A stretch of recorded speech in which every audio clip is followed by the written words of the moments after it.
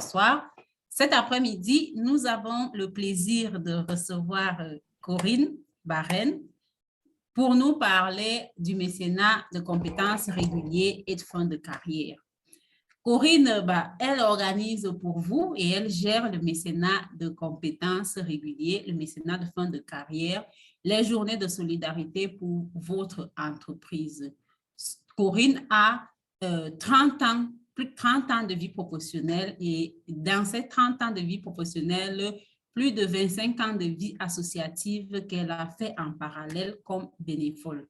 Et aujourd'hui, elle est là pour nous partager son expérience, mais aussi des astuces pour permettre à nos collaborateurs de concilier à la fois leur travail professionnel, mais aussi de donner de leur temps, de donner de leurs compétences, de donner de leur humanité à des associations qui en bénéficieraient grandement parce qu'elles n'ont pas tout le temps les moyens d'avoir la main-d'œuvre qu'il faut pour prendre soin des personnes qu'elles se sont engagées à servir. Corinne va nous faire découvrir, pour ceux qui ne connaissent pas encore, parce que c'est avec elle que je l'ai découvert, le mécénat de compétences. Corinne, tu as la parole pour cette heure et peut-être plus s'il y a beaucoup de questions. Bon, d'abord, merci Marie-Claire de ton invitation. Je suis très touchée. Bonjour à tous ou bonsoir selon les fuseaux horaires. Et je vous souhaite à tous déjà une très bonne année 2022. On est encore dans les temps. Le titre sur la présentation de Marie-Claire, c'était « Comment faire pour manager les personnes et pas seulement les compétences ». Et moi, je vous parlais de management de compétences. Vous allez dire c'est contradictoire parce qu'on voudrait parler des personnes. Ce n'est pas contradictoire parce que pour offrir ces compétences, voilà, il faut avoir un état d'esprit et il faut construire son engagement pour le manager et pour les salariés. Donc, il n'y a pas de contradiction entre le titre donné par Marie-Claire et le management de compétences, c'est bien relié. Alors, qu'est-ce que c'est que le mécénat de compétences? D'abord, en 2 mots, le mécénat d'entreprise. Il existe plusieurs formes de mécénat d'entreprise. Le mécénat financier, c'est l'entreprise qui va faire verser un don en numéraire à une association, donc pour financer son organisation, ses actions dans l'intérêt général, dans l'intérêt collectif. Donc un mécénat financier. Il existe aussi un mécénat en nature, matériel, c'est par exemple une entreprise qui va donner ses ordinateurs ou des tables et des bureaux à des associations, toujours à but non lucratif, pour exercer leur mission. Ça peut être aussi des vêtements ou des produits alimentaires. Donc ça, c'est le mécénat en nature. Et il existe aussi le mécénat de compétences que je vais développer. Mais le mécénat a une particularité, c'est qu'il n'y a pas de contrepartie directe ou indirecte. Il n'y a pas de but lucratif derrière. Et normalement, il n'y a pas de retour sur investissement, je veux dire, réel et financier. Il y en a, bien sûr, mais ce n'est pas l'objet. Et le mécénat d'entreprise, il est apporté à une œuvre ou à une personne morale pour l'exercice de son activité qui présente un intérêt général ou reconnu d'utilité publique. C'est-à-dire que ce mécénat, il est à destination d'associations, de fonds de dotation, de fondations, d'ONG. Par exemple, il ne peut pas bénéficier à une association, par exemple, d'anciens élèves, parce qu'une association d'anciens élèves, ça s'adresse à un cercle restreint de personnes, donc il n'y a pas de mécénat. Le mécénat, il faut que ce soit ouvert à tout le monde sans des critères bien spécifiques. Donc, le mécénat, c'est un soutien moral, financier ou matériel, sans contrepartie directe ou indirecte, et apporter à une personne morale pour des activités qui ont un intérêt général reconnu d'utilité publique. Alors, le mécénat, il se distingue du bénévolat et du sponsoring. Ah, pardon, je vais vous mettre la présentation, j'ai oublié, autant pour moi. Il faut partager, visiblement quelque chose.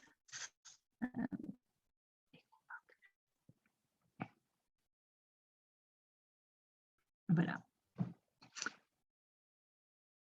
Est-ce que vous voyez mon écran? Oui. Voilà. Bon, le mécénat, je viens de parler, pardon. Donc, je disais que le mécénat se distinguait du bénévolat. Il n'y a pas de définition légale du bénévolat. c'est juste le Conseil économique et social qui l'a donné.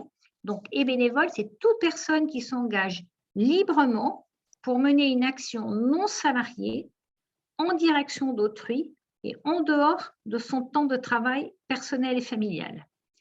C'est-à-dire que le bénévolat, ça peut être le salarié qui va exercer une mission dans une association, mais en dehors de son temps de travail. C'est lui-même qui va le décider. C'est un don de choix qui est librement consenti. C'est une participation volontaire de la personne, donc à réaliser une activité.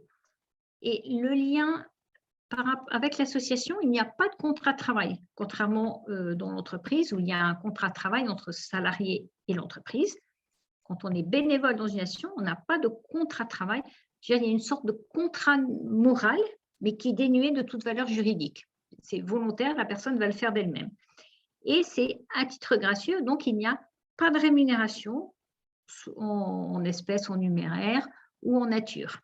Alors, la distinction entre le bénévolat et le mécénat, c'est que le bénévolat, c'est en dehors du temps de travail et le mécénat, c'est sur le temps de travail. Et le mécénat, il se distingue aussi du sponsoring ou du parrainage. Le sponsoring, qu'est-ce que c'est? C'est une prestation de service qui est fournie par le sponsorisé avec une contrepartie en faveur de l'entreprise. Il y a un accord qui régit en fait le sponsoring entre les deux parties. Qu'est-ce que un exemple très concret de sponsoring, par exemple, c'est sur les maillots de sport, de foot ou autre, il y a souvent marqué le nom d'une entreprise. Ça, c'est du sponsoring. Sur les stades, c'est l'image qui est à l'écran, il y a des panneaux publicitaires. Ça, c'est du sponsoring. Donc, il y a un retour en fait sur investissement pour la personne qui sponsorise. Donc, ça n'a rien à voir avec le mécénat, puisque là, il y a un bénéfice qui est direct. Donc, le mécénat de compétences, qu'est-ce que c'est? Donc, c'est faire rencontrer des entreprises et des associations donc à but non lucratif, afin que les salariés d'entreprise, sur la base du volontariat et donc sur le temps de travail, offrent leurs compétences personnelles ou professionnelles à ces associations. Donc à but non lucratif. Donc, on appelle ça du mécénat de compétences ou du mécénat de solidarité. Avec, j'ai une carotte fiscale, c'est une défiscalisation possible pour la France. Donc, la défiscalisation pour l'entreprise, c'est notamment, par exemple, en France. Dans les autres pays, je vois qu'il y a d'autres pays et continents représentés, honnêtement, je ne sais pas si la défiscalisation elle est possible dans vos différents pays. Il faut juste regarder, je pense, les lois fiscales. Ça, c'est possible de faire. Donc, le mécénat, c'est le salarié, sur son temps de travail, il va aller offrir ses compétences à une association et il va être payé par son entreprise pendant ce temps-là. Donc, il y a plusieurs types plutôt de mécénat de solidarité. On peut faire un mécénat régulier, par exemple, un jour par mois, ou 2 demi-journées par mois, ou quelques heures par semaine, mais pendant un an. Et pourquoi ce mécénat régulier pendant un an? Parce que c'est la régularité qui va porter ses fruits, tant aux salariés, à l'entreprise qu'à l'association. Si un salarié, il va dans une association un jour dans l'année, soit il va faire quelque chose, mais il ne verra pas bien les résultats, où il n'y aura pas une construction qui sera au top meilleure que s'il y allait régulièrement. Donc, moi, je conseille de faire un mécénat régulier pendant un an. Parce que dans les associations, il y a souvent un public accueilli, un public en précarité, en difficulté. Et ces personnes-là, ils vont arriver à se confier, ils vont parler, que si en face d'eux, ils ont toujours le même salarié qui vient les voir.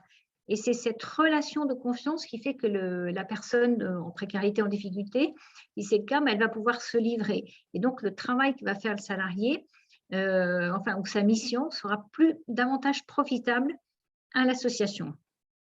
Bon, ça peut être aussi un mécénat que j'appelle one shot. C'est une mission qui est réalisée sur une période déterminée. Ça peut être une semaine, 15 jours ou 2 mois.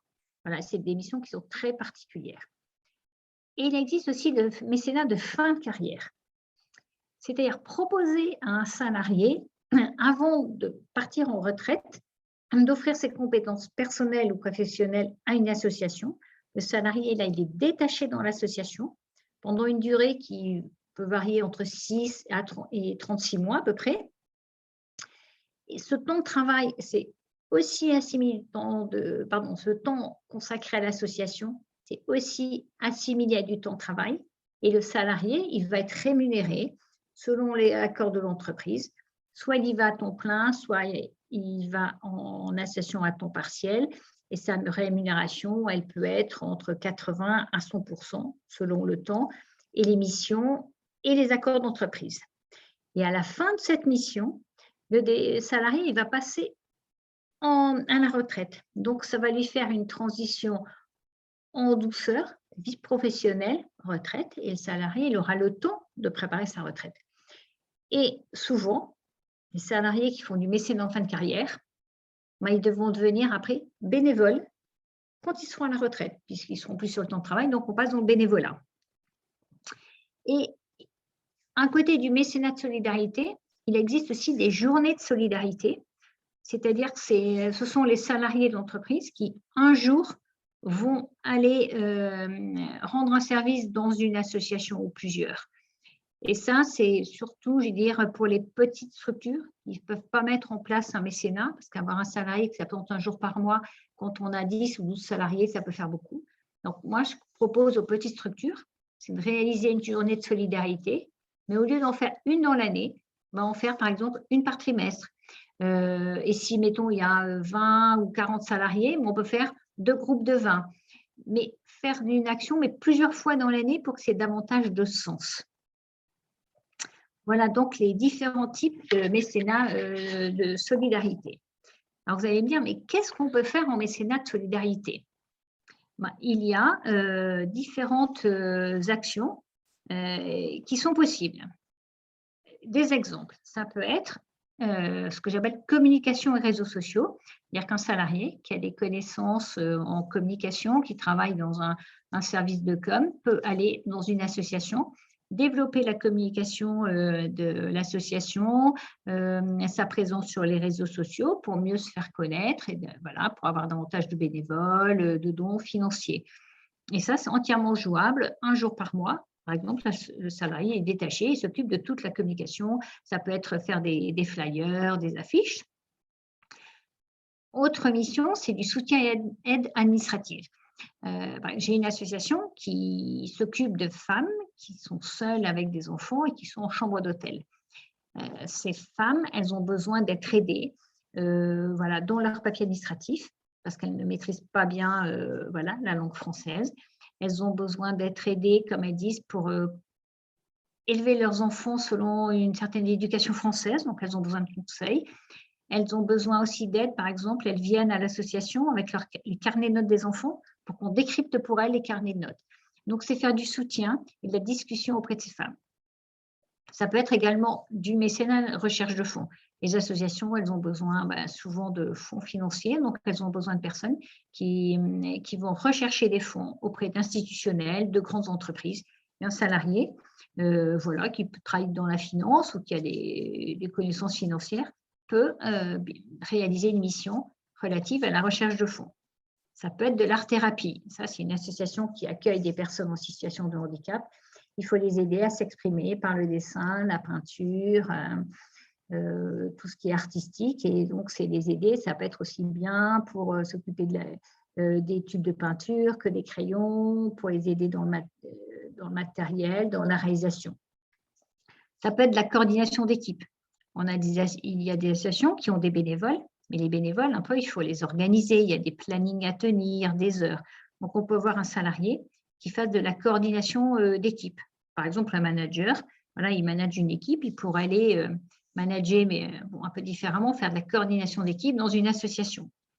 Ça peut être aussi de la cuisine solidaire, qui peut être en lien avec le jardinage aussi solidaire. Ça, c'est une association qui a un jardin. Ils font pousser des fruits et des légumes qui seront vendus à des personnes en difficulté, donc à des prix plus bas. Et le surplus de ce qui n'est pas vendu en fruits et légumes Ça part à la cuisine solidaire, où on apprend à des personnes à cuisiner, par exemple, les restes pour ne pas qu'il y ait de gaspillage. Autre mission qui est très demandée par les associations, c'est faire découvrir le numérique. Là, c'est encore avec des femmes qui ne savent pas utiliser l'ordinateur. Et souvent, quand elles vont, que ce soit au service des impôts, aux allocations familiales, on leur dit « regardez sur Internet ». Donc, elles ne savent pas. Donc, il faut leur apprendre à découvrir l'Internet, ouvrir l'ordinateur, savoir utiliser une souris, créer une adresse mail et leur apprendre à chercher. Et après, le deuxième niveau, c'est leur apprendre, je veux dire, les bases, vraiment les bases de Word et Excel, pour qu'elles puissent, par exemple, écrire une lettre ou tenir leur budget. Donc, tout salarié qui travaille un peu, qui travaille dans un service informatique, mais même pas tout salarié qui utilise son ordinateur, a des compétences, je veux dire, pour former ces femmes. Et en faisant ça, par exemple, 2 après-midi par mois, et s'il y a un autre salarié, ça pourrait faire toutes les semaines l'association à quelqu'un pour faire découvrir le numérique, ça réduirait cette fracture qui est très importante et très dure pour les femmes. Autre mission, ça peut être la réinsertion professionnelle. Voilà, ce sont des associations qui aident des jeunes et moins jeunes à retrouver du travail. Donc, il faut aider ces personnes-là à faire leur CV, savoir écrire des lettres d'embauche, simuler des entretiens, leur apprendre à se tenir, à un certain savoir-être. Donc, voilà, tout salarié qui a fait du recrutement, pas forcément dans les ressources humaines, mais un responsable d'équipe qui a recruté pour son équipe peut aider ces jeunes et moins jeunes dans le cadre de la réinsertion professionnelle. Ça peut être s'occuper de la trésorerie et de la comptabilité d'une association.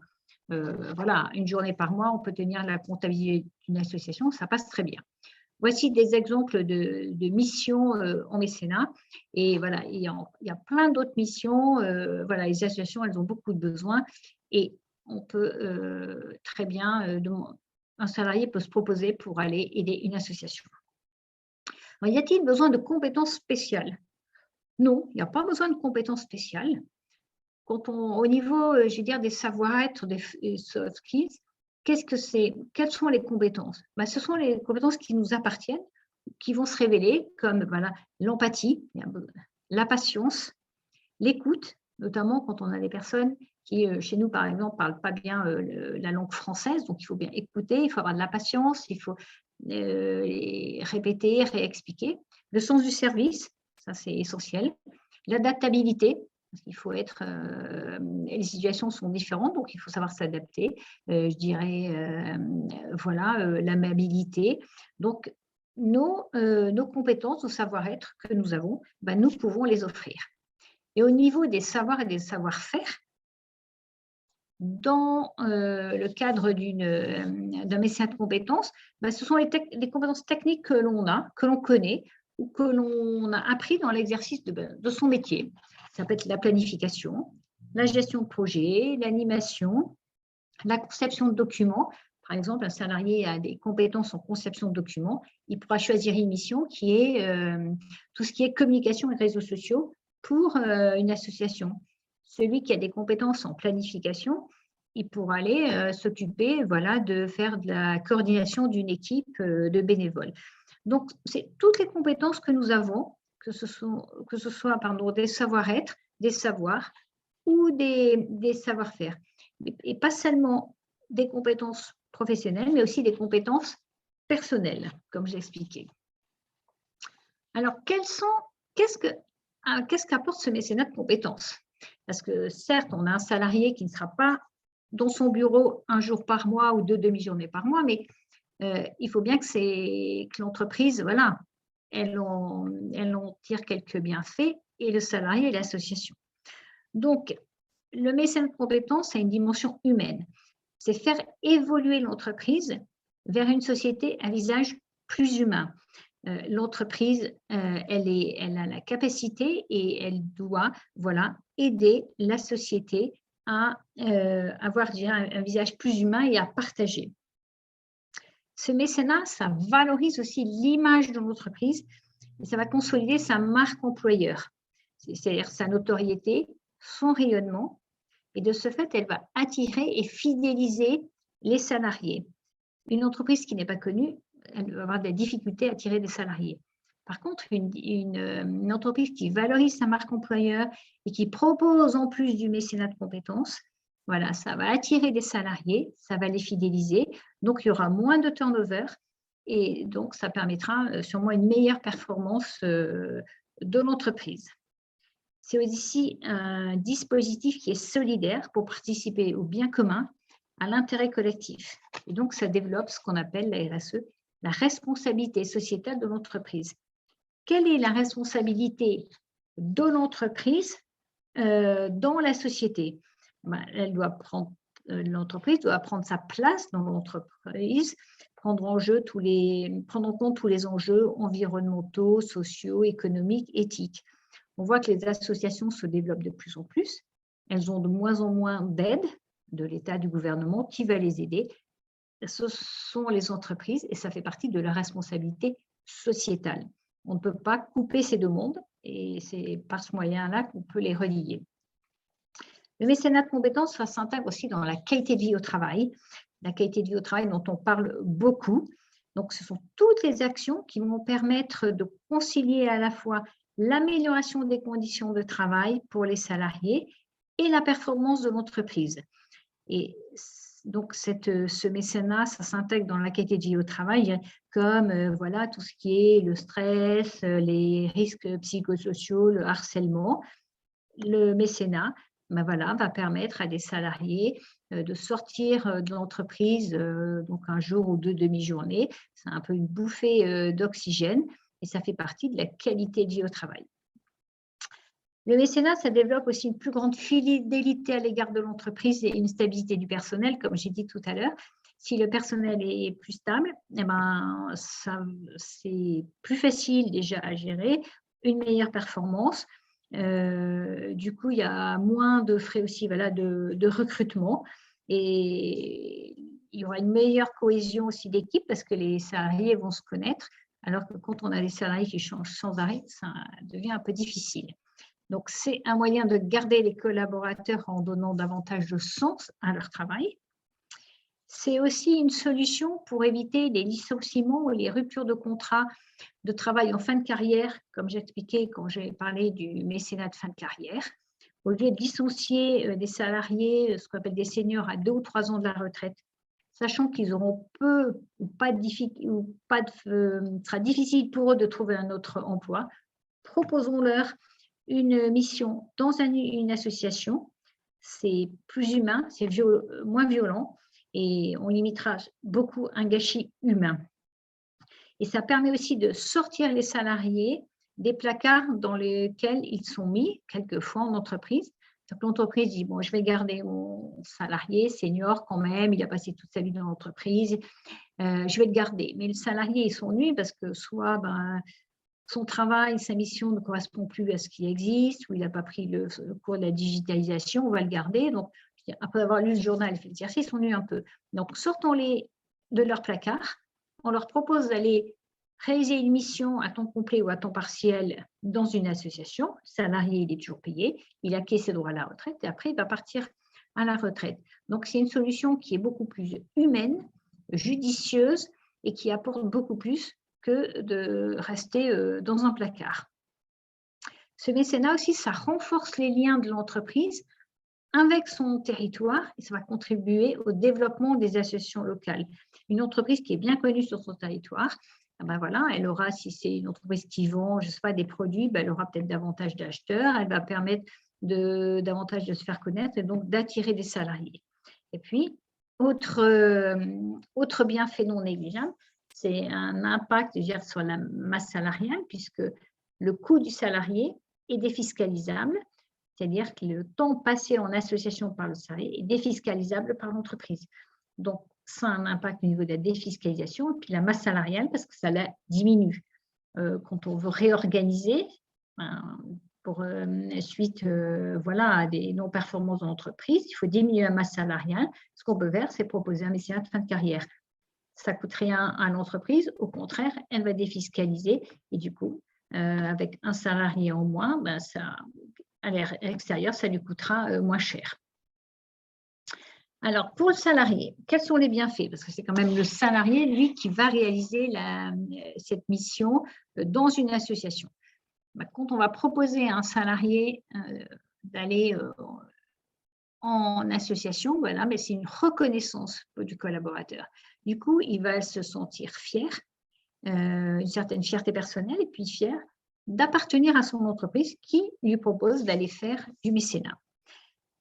Le salarié dans l'association, ben voilà, il va grandir professionnellement et s'épanouir personnellement, ce qui va découvrir une autre façon de travailler, une créativité qui est différente et qui peut apporter dans l'entreprise. Il va développer des compétences qu'il n'aurait peut-être pas développées en entreprise, mais du coup, les compétences qu'il va développer dans l'association, il va pouvoir les apporter dans son entreprise. Et puis voilà, il va s'épanouir aussi personnellement. Ça va valoriser aussi son expérience, ses compétences acquises, comme je disais, que ce soit ses savoir-faire ou ses savoir-être ou ses savoirs. Donc, on va valoriser ses compétences. Et un salarié qui valorise ses compétences est toujours un salarié qui est heureux et qui est bien. Du coup, quand il va revenir dans l'entreprise, le salarié risque d'être davantage motivé, du coup, il va mieux travailler, il pourra avoir des meilleures relations interpersonnelles et il sera mieux dans son job. C'est aussi, ce message de compétences, comme on dit, c'est aussi un transfert de compétences. Le salarié, il a des compétences dans son entreprise, il va pouvoir les transférer à l'association, qui, elle, du coup, voilà, pourra peut-être voilà, mieux s'organiser, mieux travailler et se développer également. Le mécénat, c'est un sentiment d'utilité, ça répond à la quête de sens. Le sens dont on parle beaucoup, je dirais depuis ici la crise sanitaire, donner du sens à sa vie, à son travail. Pourquoi je travaille? Qu'est-ce que je fais? Le mécénat de compétences, le mécénat, ça répond à cette quête de sens. Je travaille, mais j'ai envie aussi de faire quelque chose pour autrui, pour les autres. Ça permet du coup d'exercer sa générosité, puisque c'est le salarié qui va offrir ses compétences, il le fait généreusement, sans avoir de contrepartie de l'association. C'est un don, dire de lui-même, que le salarié fait à l'association. Ce mécénat pour le salarié, ça va donner aussi du souffle et du sens aux dernières années de sa vie professionnelle. Quelquefois, en fin de carrière, on est un peu las, on a un peu assez, il faudrait apprendre quelquefois de nouveaux logiciels, on n'a pas trop envie. Proposons du mécénat, ça va, je veux dire, revitaliser et revaloriser le salarié. Et ces dernières années, au lieu de les faire un peu entrer dans les pieds, si je puis dire, voilà, ça va lui redonner du souffle et du sens et il va être davantage positif. Et pour le salarié, dans le cadre du mécénat de fin de carrière, ça va permettre de basculer en douceur du mécénat vers le bénévolat. Et ça va réduire le sentiment de vide qui existe quand on passe en retraite. Par exemple, demain, on est vendredi. Si je rends mon PC, mes dossiers, je suis à la retraite. Lundi, je me lève. Qu'est-ce que je vais faire pendant 40 ans? Je me suis levée tous les matins pour aller travailler. Et donc, ça, c'est très violent et presque inhumain. Alors que si on a fait du mécénat, le lendemain, après, il peut passer en bénévolat. Il aura préparé sa retraite. Il y aura une transition en douceur, vie professionnelle, association et retraite.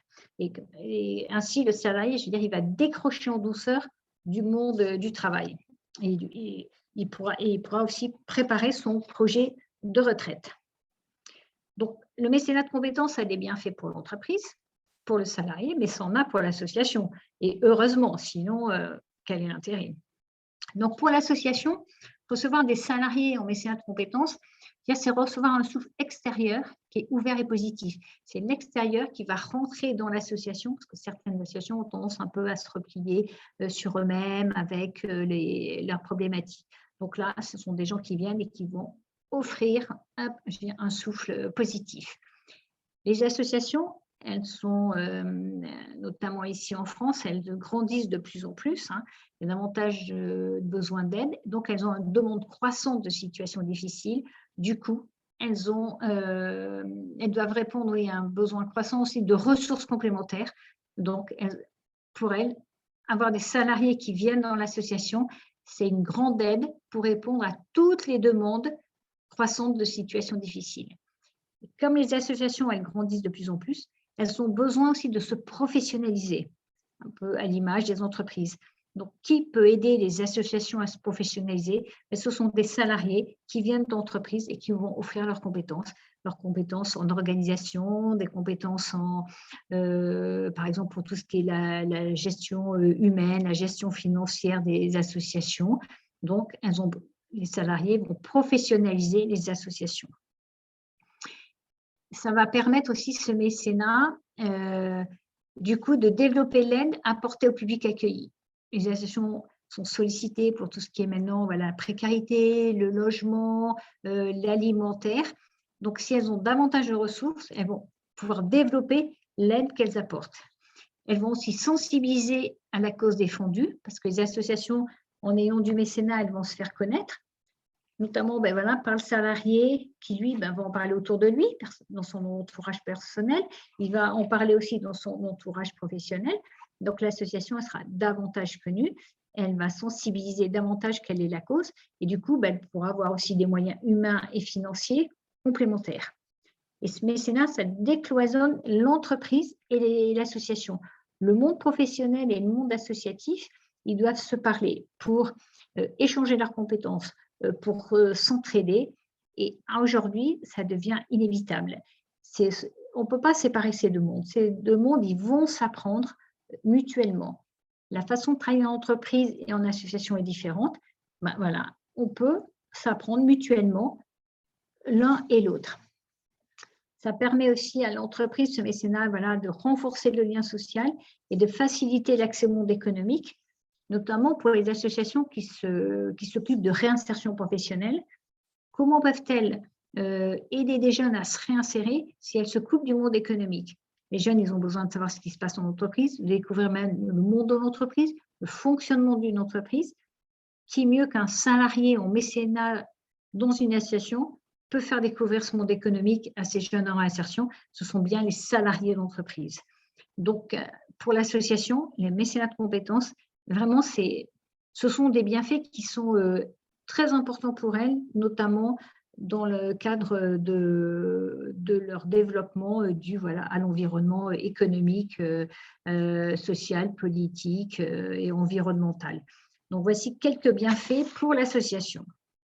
Alors, comment se met en place ce mécénat de compétences? Il faut quand même l'encadrer, même si il n'y a pas beaucoup de textes. Donc, le mécénat de compétences, d'abord, il est ouvert à toutes les sociétés, sans condition de chiffre d'affaires ou de nombre de salariés. Il n'y a pas de durée maximale de mission à exécuter. Le salarié, il peut avoir une mission qui dure 15 jours, qui dure 1 mois, qui dure 3 mois, 1 an, peu importe, il n'y a pas de durée. La loi ne prévoit rien. La loi, elle ne prévoit pas, rien au niveau, je veux dire, document juridique. Ce que l'on recommande, c'est signer une convention tripartite entre l'entreprise, la structure d'accueil et le collaborateur concerné. Parce que le salarié, il a un contrat de travail qui le lie à son entreprise, mais par rapport à l'association, il n'y a pas de contrat de travail. Donc, il faut savoir que le salarié va s'absenter, mais il faut savoir quand ou comment. Il y a des histoires de responsabilité aussi derrière juridique. Donc, on recommande de signer une convention tripartite.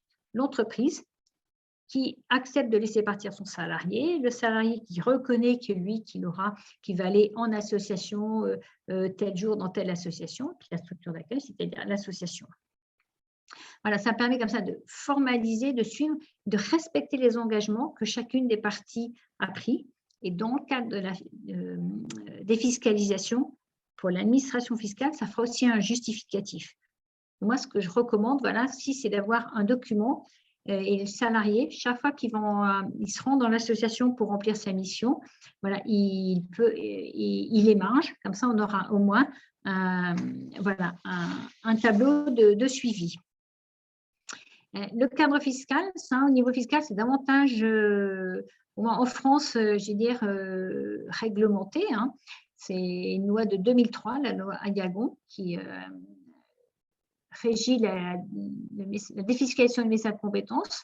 Donc, il faut que l'association elle est l'agrément pour recevoir des reçus fiscaux. C'est-à-dire que l'association, elle a fait une demande et elle a un agrément qui va l'autoriser à calculer, à remplir un document qui sera un reçu fiscal qui pourrait être donné à l'administration fiscale lors d'un contrôle. C'est, je veux dire, la même chose, le même document quand vous faites un don, par exemple, financier à une association à titre personnel. L'association, elle vous fait un bon, un reçu fiscal, et puis vous allez le déduire sur votre impôt sur le revenu. C'est exactement la même chose. Donc, il faut que l'association, l'association ait son agrément. Il n'y a donc pas de contrepartie pour l'entreprise. L'entreprise, elle n'est pas rémunérée. Il n'y a pas de retour financier. Donc, le Code général des impôts le prévoit. Et la défiscalisation, notamment en France, c'est 60% du coût du salarié et de ses charges, dans la limite de 0,5% du chiffre d'affaires hors taxe. Pour les petites entreprises, elles peuvent aller jusqu'à 20 000 €. C'est le plafond maximum. Et qu'est-ce qu'on prend en compte? On prend la rémunération du salarié. S'il y va par exemple une journée, quel est le coût du salarié sur une journée? On y ajoute aussi les charges sociales. Et de là-dessus, on va calculer 60% qui seront déductibles sur l'impôt sur les sociétés. Donc, ou sur l'impôt sur les revenus selon les types d'entreprises.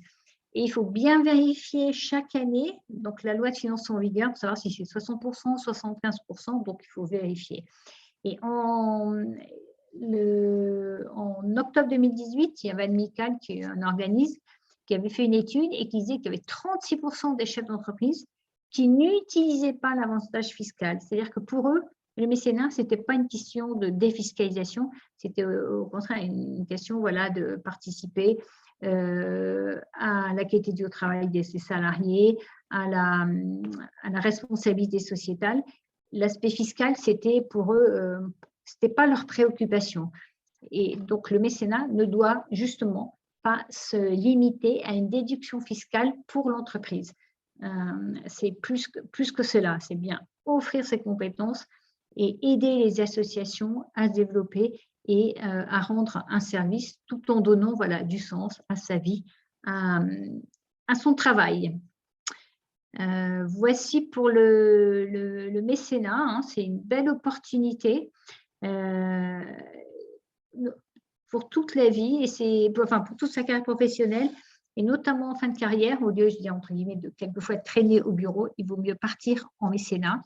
Et ce mécénat de compétences, je dis que c'est le mécénat de l'avenir et il doit s'inscrire dans la stratégie de chaque entreprise.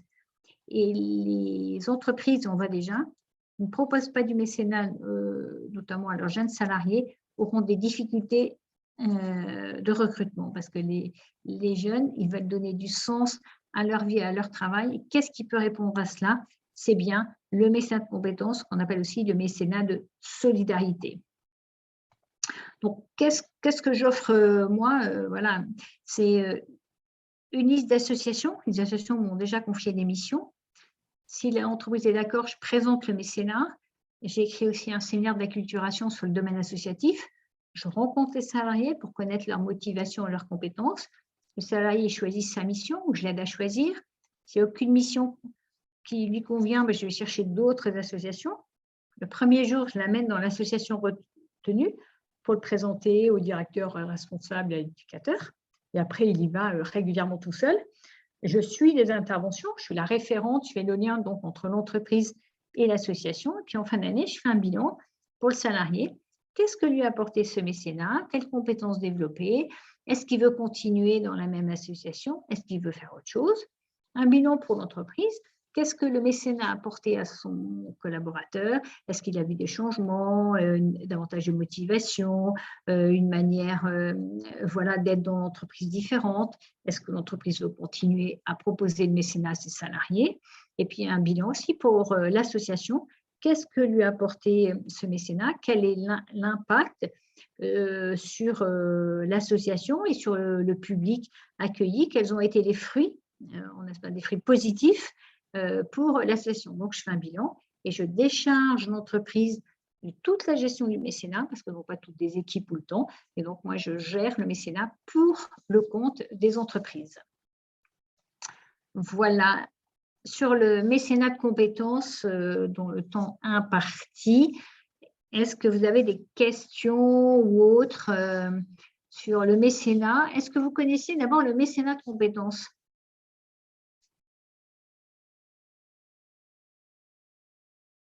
Je ne sais pas si tout le monde m'entend. Moi, je t'entends. Donc, je suppose que ceux qui sont avec nous doivent t'entendre. Est-ce que vous connaissez le mécénat de compétences?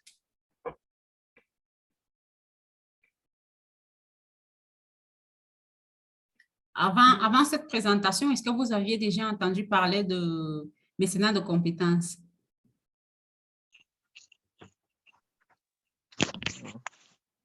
Alvin dit que c'est nouveau. C'est nouveau pour moi, oui.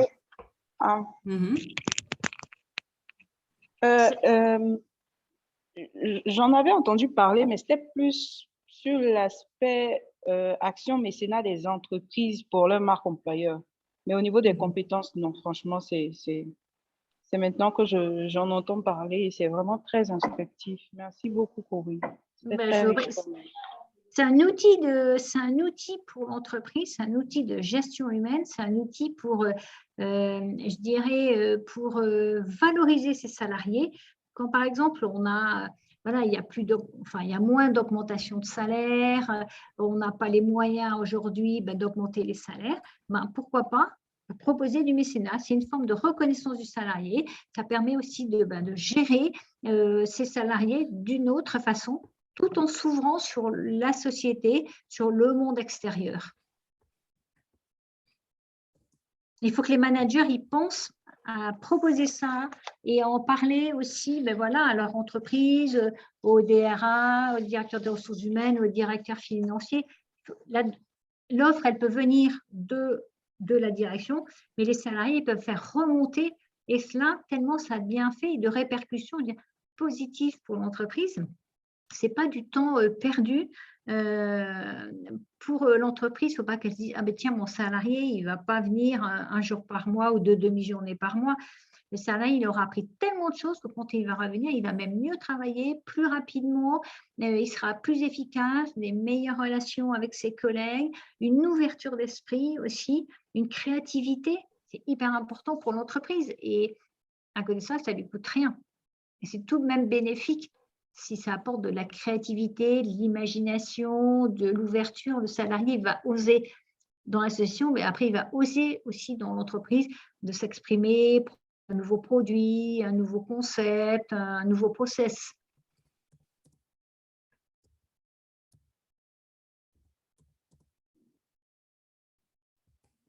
Absolument. En tout cas, c'est un concept, en fait, que moi, j'ai tout de suite aimé quand tu l'as présenté lors de notre formation qu'on suivait ensemble. C'était vraiment très intéressant. En fait, moi, j'ai apprécié une fois. En fait, je me suis dit, pendant que tu étais en train de parler, je me suis dit, dans nos entreprises, en fait, il n'y a personne qui travaille 8 heures par semaine, pour ceux qui sont encore dans le système de 40 heures par semaine. Il n'y a personne qui travaille 8 heures par jour, 5 jours par semaine. Personne. Il y a énormément de temps passé sur Internet, dans nos téléphones, sur WhatsApp, à causer dans les couloirs, ce qui est bien de causer avec les collègues. Oui. Mais il y a un peu de ce temps-là qu'on peut prendre et accorder à une autre organisation qui a besoin de main-d'œuvre pour se développer, qui est une association qui apporte de l'aide à la communauté. Et ça nous permet en fait de ne pas passer des journées oisives à tourner en rond en fait au sein de nos organisations. L'organisation nous permet de donner du sens et nous donnons du sens à notre vie, à notre temps en l'investissant sur quelque chose qui relève l'humain, qui aide d'autres personnes à vivre mieux. Donc, c'est vraiment quelque chose que... Et en fait, ça ne nous coûte rien, en fait. Quand tu te rends compte du temps qu'on perd à ne rien faire au bureau, tu comprends immédiatement qu'en fait, ça ne coûte rien à des entreprises de le faire. Tout à fait. Et comme me disait une directrice des ressources humaines, les salariés, ils savent très bien poser leur jour de congé, leur jour de RTT en France. Et pourquoi ils ne poseraient pas leur jour de mécénat dans le calendrier en début d'année, comme ils posent leur jour de congé? Il faut que ça devienne, ça c'est très anglo-saxon, il faut que ça devienne quelque chose de naturel et tout le monde pose ses jours. Et comme tu disais, qui voilà, n'a pas cherché sur son temps de travail une destination de vacances, qui n'a pas regardé ses comptes bancaires, cherché le cinéma du week-end ou autre. Hein, on passe, voilà, si on est honnête. Et puis, un salarié, il va s'apercevoir que, oui, il va aller dans une association offrir ses compétences, mais peut-être à côté de lui, il a des collègues qui, eux, bénéficient de l'association parce qu'ils ont besoin d'une aide, je ne sais pas, alimentaire ou logement, parce que ben voilà, leur salaire ne suffit pas à faire vivre une famille. Et il va se dire que finalement, c'est nécessaire et qu'il a peut-être des collègues qui en bénéficient et qui n'osent pas le dire. Finalement, il n'y a pas de honte. Et donc, c'est un service commun que l'on rend. Et s'il y a moins de personnes, si l'association accueille des personnes, s'il y a moins de personnes qui ont des difficultés au niveau alimentaire, financier et autres, eh ben, c'est profitable pour la société, mais c'est aussi profitable pour les entreprises parce qu'elles pourront peut-être mieux vendre, elles pourront voilà, mieux faire profiter de leurs produits et puis mieux produire aussi. En fait, c'est un peu un cercle vicieux. Si on ne peut pas acheter, par exemple, d'alimentaire, à quoi ça sert que les entreprises elles produisent trop de produits alimentaires? Donc, voilà, ça fait c'est pour ça que c'est un bienfait, je veux dire, qui est circulaire. C'est ce que je mets un peu là. En fait, il y a l'entreprise, les salariés et l'association. Et tout le monde, en fait, est relié. Par quoi? Par la solidarité, le partage et l'engagement. Et plus on va dans le temps, pour les un peu moins jeunes comme moi, on voit bien l'évolution de la société et la nécessité pour les associations d'avoir de l'aide des entreprises. Merci, Corinne. On a Mamadou qui a la main levée. Oui. Mamadou, Lamine, tu peux… D'accord, c'est bon. OK. Oui. Bonjour, Corinne. Bonjour. Bonjour. Oui, je suis vraiment votre intervention avec intérêt. Et pour dire, je suis Diarra Mamadou Lamine du Mali. Oui. Voilà. Donc, je tiens d'abord à informer que, en termes de mécénat professionnel, je dirais ici oui, professionnel en un mot. Je pense que c'est la première fois, comme je l'ai si bien dit, c'est la première fois pour moi vraiment de le découvrir. Mais il y a d'autres formes de mécénat ici que nous faisons en général. Par exemple, il y a les mécénats du genre, il y a des philanthropes chez nous ici, vraiment Oui. qui aident les projets, qui aident les jeunes, qui aident des activités. Et en plus de cela, en entreprise, dans notre cadre spécifique, nous sommes une entreprise culturelle. Donc, nous organisons des événements culturels, nous accompagnons les jeunes pour la réalisation de leurs projets. C'est un partenariat en un mot, mais est-ce que, en ce sens, ce partenariat, souvent, cet accompagnement à ces jeunes, est-ce que ça peut être souvent considéré comme des mécénats? Parce que souvent, c'est des accompagnements, on les accompagne sans vraiment rien attendre en retour. Donc, oui, oui. Pardon, allez-y. Oui, est-ce que ça peut être considéré comme du mécénat? Et la deuxième question, c'est vraiment de voir les réalités de nos différents pays. Voilà. Nous, en Afrique, ici, en général, non seulement on cherche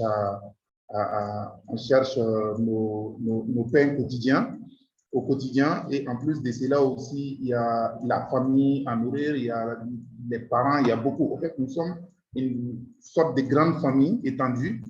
Et est-ce qu'avec ça, souvent, il est facile pour un chef d'entreprise, par exemple, d'envoyer, prendre quelqu'un, bien que la personne est payée au niveau de l'entreprise, mais de l'envoyer souvent faire des actions humanitaires. Par exemple, je parle du mécénat, si par exemple, si c'est des actions humanitaires ou d'autres choses, par solidarité, aller vraiment aider. Est-ce que ça ne va pas être compris d'une autre manière, soit en tant que chef d'entreprise, vraiment, même si c'est pour les envoyer chercher de l'expérience et tout. Je n'ai pas bien compris toute la fin parce que ça coupait un peu. Mais au départ, oui, si vous aidez des jeunes donc c'est dans quoi, de la réinsertion à trouver un travail, si ces jeunes sont dans une association, vous détachez un salarié, même quelques heures par semaine pour aider ces jeunes et que l'association, elle répond aux critères du mécénat, oui, ça peut être considéré comme du mécénat d'entreprise. Oui, la deuxième question, ça partait un peu en ce sens.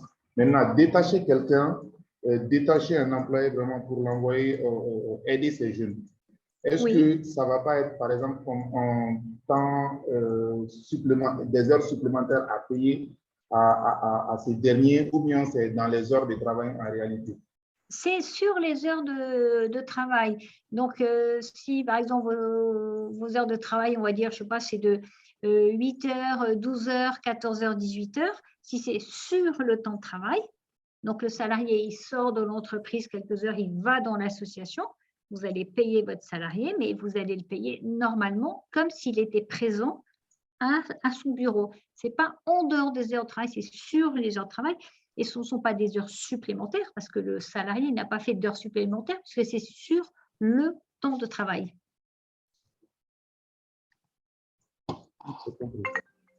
Est-ce que c'est clair?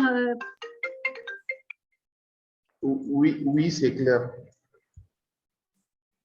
C'est sur le temps de travail.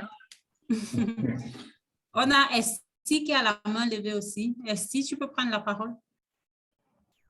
Ok, bonsoir à tous. Bonsoir.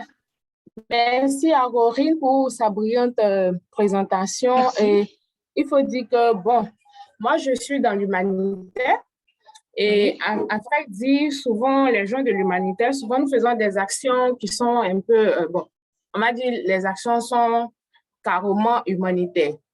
Mais il arrive un moment où, pas pour le projet que nous sommes en train de travailler, mais pour tes compétences personnelles, peut-être une école, ça dépend de la vision bien de ta mission.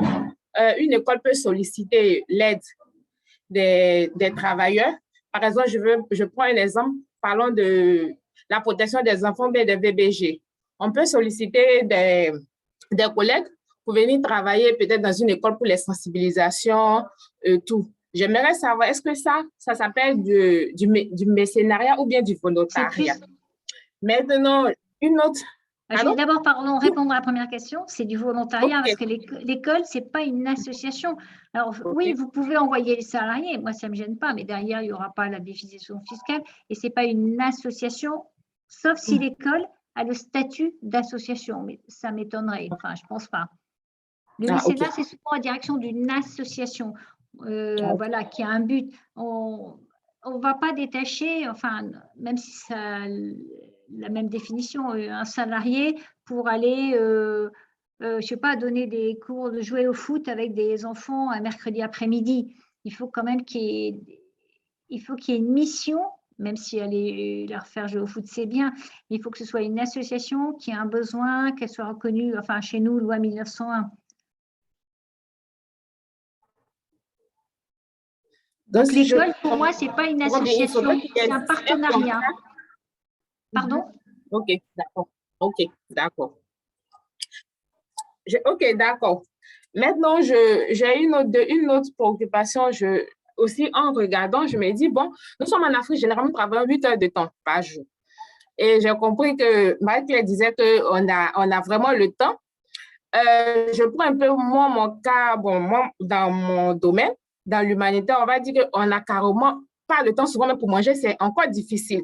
Et quand tu es à la capitale, il y a les embouteillages, tout et tout. Avant d'arriver à la maison, toi-même, de voir ta famille, tu as encore des problèmes pour voir tes enfants, même ton mari, souvent, c'est un peu problème. Des fois, même tu es là et on va dire que tu es overbook.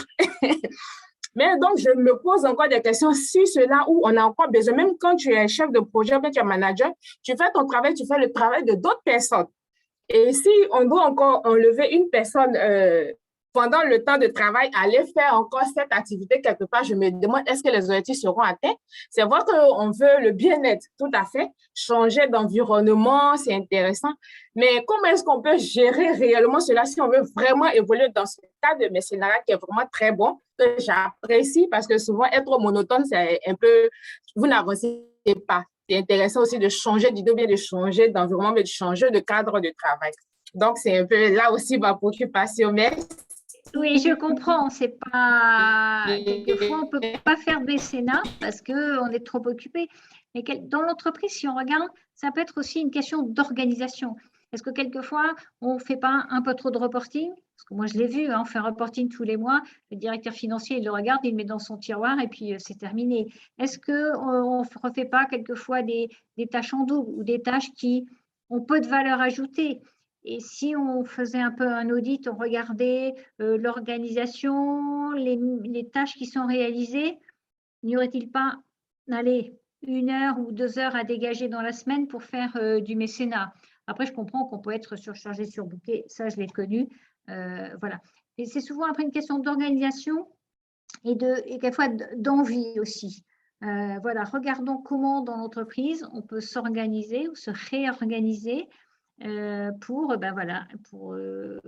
offrir du temps à quelques salariés, parce qu'on n'y mettra pas tous les salariés. Et il ne faut pas non plus que le mécénat, quand le salarié il part en association, mettons un jour par mois, que ce jour-là, son travail soit fait par quelqu'un d'autre. Ce n'est pas le but. Il faut que lui, le salarié, il fasse son travail sur les autres jours qui lui sont alloués de travail. Mais si le salarié doit revenir davantage motivé, comme disait Marie-Claire, un peu moins la tête en l'air et autres, il va travailler aussi vite, il va moins traîner. Quelquefois, est-ce qu'on ne traîne pas sur des dossiers parce que voilà, on n'a pas envie ou voilà, on sait qu'on a un peu le temps. Donc, peut-être revoir l'organisation d'entreprise pour essayer de voir comment on peut libérer du temps aux salariés pour du mécénat.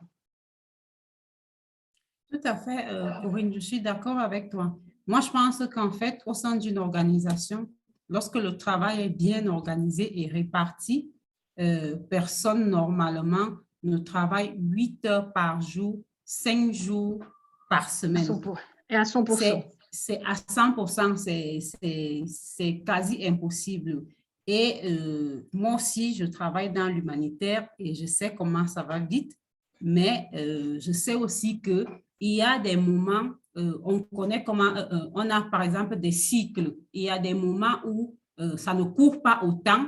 Donc, si ce n'est pas le mécénat de compétences réguliers qui va pour notre mode de fonctionnement, ça peut être le mécénat one-shot, comme tu l'as dit, ou des journées de solidarité. En fait, à partir du moment où on intègre ça dans sa culture, qu'on intègre ça dans le fait qu'on a envie de l'essayer, qu'on a envie de le faire, on trouve la formule qui nous convient en fait et on l'intègre dans notre activité. C'est comme on dit, on va faire des réunions, on va faire des visites de rang, on va faire ci, on va faire ça.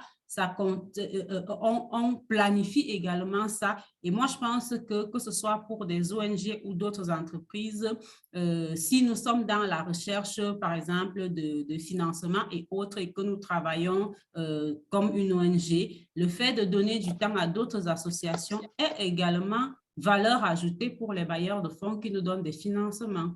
Ça veut dire qu'on est conscient du fait que dans notre organisation du travail, on a des heures creuses et qu'on utilise ces heures-là pour continuer à œuvrer, à aider d'autres personnes à grandir. On ne le cache pas, on informe également nos bailleurs de fonds du fait qu'on donne quelques-unes des heures qu'ils nous financent à d'autres organisations. Moi, je ne pense pas que ça poserait réellement problème si on est honnête sur la démarche. Et c'est juste une question d'organisation. Si on met ça dans son emploi du temps et qu'on se dit de tous les 3e jeudis du mois, je vais être dans une association, et on va s'organiser de façon à ce que le 3e jeudi du mois, on ne prenne pas de rendez-vous, de réunion, on essaye de ne pas avoir un dossier à rendre et on va s'organiser en fait. Donc, il faut le planifier comme les DRH et ça, ils posent leurs jours de congé, ils vont mettre dans leur emploi du temps Le jour où ils partent en association, et si c'est un jour fixe, c'est encore mieux, c'est plus facile à gérer et c'est mieux pour tout le monde. Et ce jour-là, on sait, par exemple, le 3e jeudi du mois, le salarié n'est pas là. Et ça va bien se passer parce qu'on l'aura organisé et planifié. C'est ce qui est important de faire, c'est bien le planifier et d'informer. Le manager va informer l'équipe, on informe la direction, on sait que voilà, monsieur Intel n'est pas présent ce jour-là.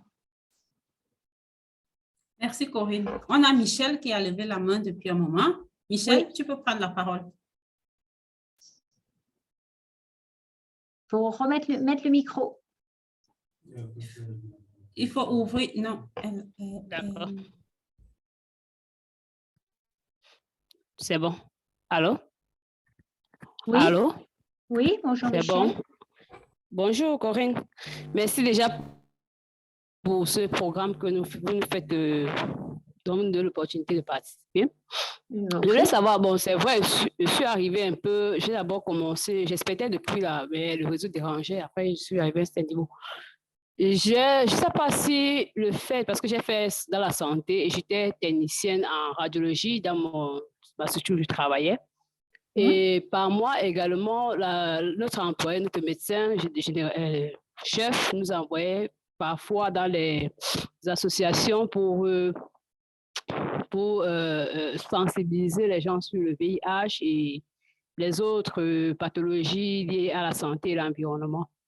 Je voulais savoir si ce n'est pas une descente sur les visites simplement ou ça qu'on appelle les mécénats de compétences. Si.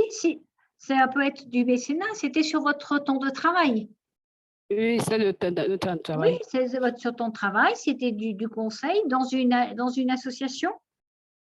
Dans une association et réunion voilà, si l'association, elle était une association d'intérêt général, utilité publique avec la reconnaissance, oui, c'est du mécénat. C'est sur votre temps de travail, vous allez offrir vos compétences à une association. C'est considéré comme du mécénat de compétences. Ok, merci beaucoup. Vous avez fait du mécénat sans le savoir. C'est bien. Sans le savoir, franchement. Ok, merci beaucoup. À tout à l'heure. Je vous en prie. Il y avait quelqu'un d'autre tout à l'heure. Il y avait 2 personnes qui avaient levé la main. Oui, il y a F. Je n'arrive pas à lire le nom en question. Est-ce que tu peux prendre la parole, s'il te plaît? Tu as la main levée. Et nous dire ton nom. Bonjour, Frédéric Vorzignac, j'imagine. Oui, bonjour Frédéric. Oui, merci de cette invitation et un sujet qui m'intéresse. Moi, je suis actuellement en activité, je travaille pour une ville. Et donc, comme Corinne a parlé de mécénat entre entreprises et assos, je veux dire, moi, je me posais la question entre ville et association. Ça, c'est une bonne question. Allez-y, pardon. Oui, et donc derrière, effectivement, si je devais, c'est pour ça, avant d'en parler à mon maire, en fait, en plus, il y a des avantages d'ordre fiscaux, j'aimerais avoir s'il y a possibilité d'avoir plus d'informations là-dessus, de façon à appuyer, en fait, la proposition. Vous êtes vous êtes en France, pardon?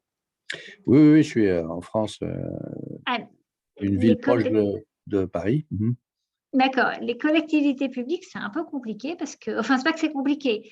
Aujourd'hui, déjà, les entreprises publiques, elles ne défiscalisent pas.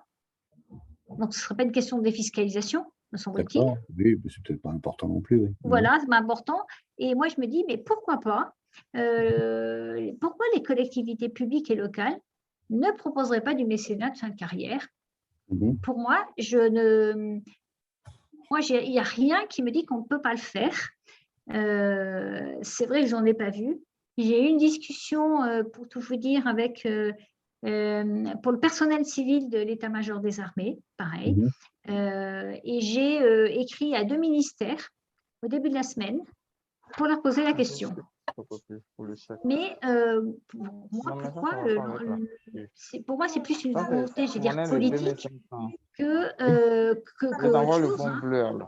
Pour moi, ce serait très bien si les collectivités locales et publiques, vous, dans une mairie, voilà, vous puissiez offrir vos compétences. Mais moi, je veux bien creuser ça et en parler, hein, si vous Tu voulez. veux le bon bleu ou pas? Moi, Quelqu'un ferme son micro, là. Excuse-moi un instant. Non, je vais lui donner le chèque comme Est-ce que ça. tu peux fermer ton micro, s'il te plaît? Ou bien, Corinne, tu fermes tous les micros. C'est bon, il l'a fait. Moi, je peux le faire? Désolé. Ah, ça y est, il a trouvé. Il a trouvé. Donc oui. Vous Par pourriez ailleurs, en parler. oui, je suis intéressé. Par ailleurs, il y a une association ici à Clichy, en fait, c'est la ville où je suis, Clichy-la-Garenne, et qui s'appelle Pronobo et qui parle de mécénat d'entreprise. Oui, exactement. Donc je pensais aussi aller les voir, mais j'aurais souhaité avancer un peu sur le sujet. Mais là, j'ai déjà beaucoup avancé sur le sujet et de voir un peu qu'est-ce qu'eux, ils mettent derrière. J'ai vu qu'il y avait un film de présentation que je n'ai pas vu encore, etc. Et en plus, je suis en matière d'âge dans la fin de carrière, si je peux me permettre. Pro Bono, il propose de relier les entreprises et les associations. Ils ont une plateforme, tout est digitalisé. Alors, c'est vrai qu'aujourd'hui, je n'ai pas encore de plateforme, mais j'ai une entreprise avec qui j'ai signé un contrat parce que justement, tout n'était pas digitalisé. Il y a encore du lien et de l'humain, parce que moi, je rencontre les salariés intéressés. Et ce qui m'a fait ma différence, c'est par rapport à Pro Bono, ils sont essentiellement, je pense, sur des compétences professionnelles des salariés et pas des compétences aussi personnelles, parce que moi, je m'adresse à tous les salariés, quel que soit leur statut, leur position. Et donc, les compétences personnelles, sinon, c'est toujours les mêmes, je trouve, dans les entreprises qui sont un peu oubliées. Et je préconise aussi la régularité, une journée dans l'année. Et je ne suis pas sûre que Pro Bono, c'est souvent des missions one-shot de, pendant une semaine, je veux aller revoir, je ne sais pas, toute la structure d'une association ou pendant 15 jours, il y a un lien avec l'entreprise. Moi, je peux être le salarié pour offrir des compétences dans un domaine où il n'y a aucun lien avec l'entreprise. Par exemple, il y a une grosse entreprise, et comme c'est sur le site, on peut le dire, c'est public, je crois que c'est bien que c'est Veolia, elle travaille avec des associations, mais qui travaillent sur l'eau, la purification de l'eau ou autre. Donc, il y a bien un lien entre l'association et l'entreprise.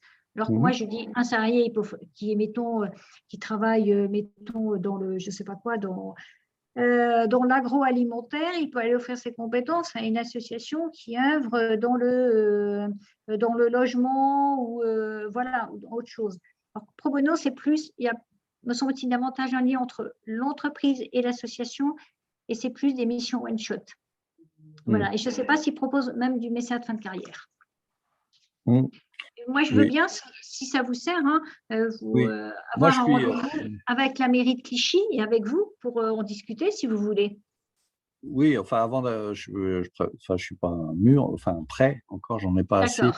Moi, j'aime bien que les choses soient bordées avant de les présenter, afin de mieux les défendre. Et je vous remercie de votre proposition. Moi, je suis plutôt sur l'aide soit organisationnelle, soit création d'entreprise, projet. Donc sur de la compétence professionnelle. D'accord.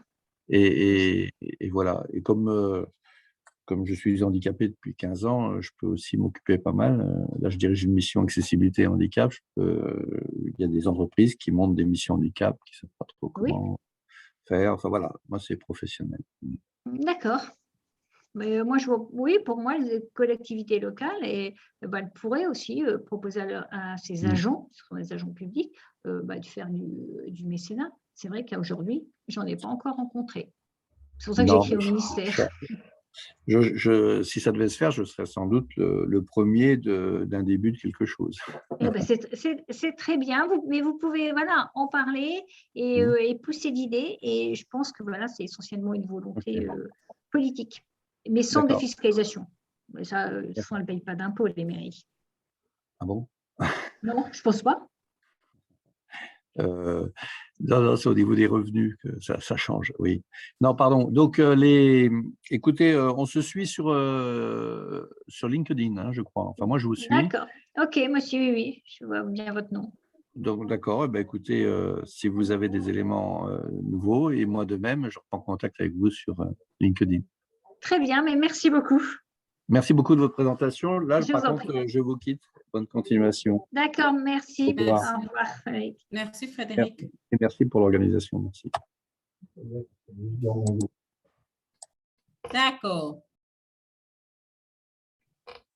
Une dernière question ou contribution Oui, il y a avant qu'on ne Loïs dise qui au veut parler. revoir à... D'accord. Loïs, tu as la parole.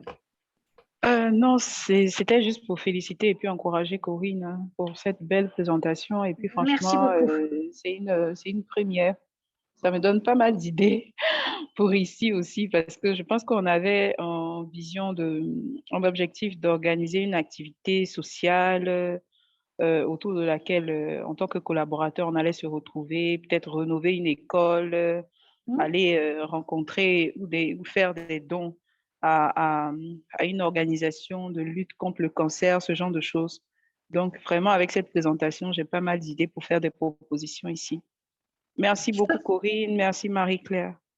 Très bien, Oui. merci et bravo. Et je peux venir hein, Oui. si vous voulez vous expliquer, vous mettre tout en place.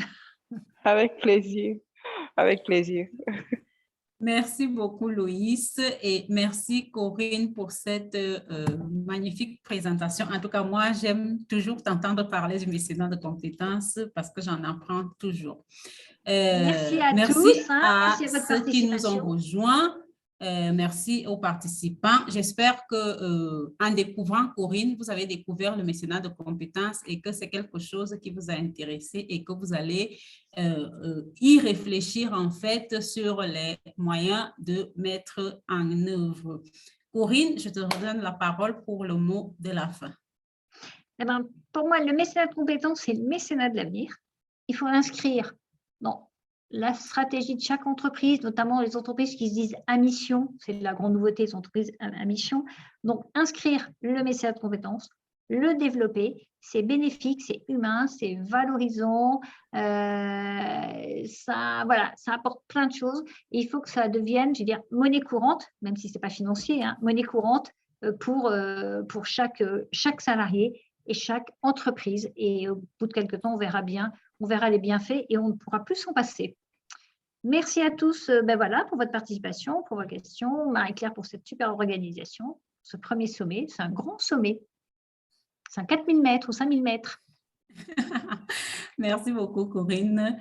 Et à vous, on se retrouve dans 14 minutes pour échanger avec Joël Dagosseri sur manager les personnalités difficiles qui, bien souvent, mettent à mal notre autorité. Oui. À tout à